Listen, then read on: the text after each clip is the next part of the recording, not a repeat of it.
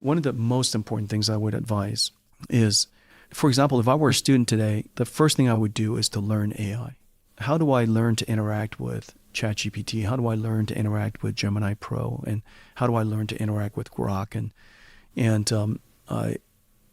These learning how to interact with AI is not unlike being someone who is really good at asking questions.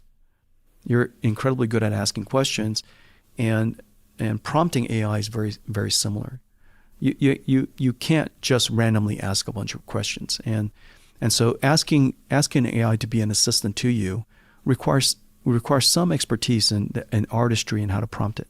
And so if I were a student today, irrespective of whether it's for math or for science or chemistry or biology, or it doesn't matter what field of science I'm going to go into or what profession I'm going to ask myself, how can I use AI to do my job better?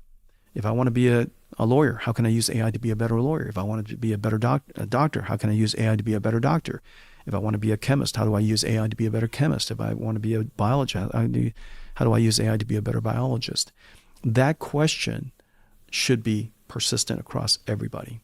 And just as my generation grew up as the first generation that has to ask ourselves, how can we use computers to do our jobs better? My generation was the first generation that had to ask the question, how do I use computers to do my job better?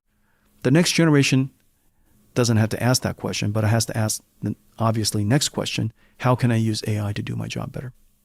That is start and finish, I think, for everybody. It's a really exciting and scary and therefore worthwhile question, I think, for everyone. It's easier to prompt ChatGPT to ask it anything you like than to go do the research yourself.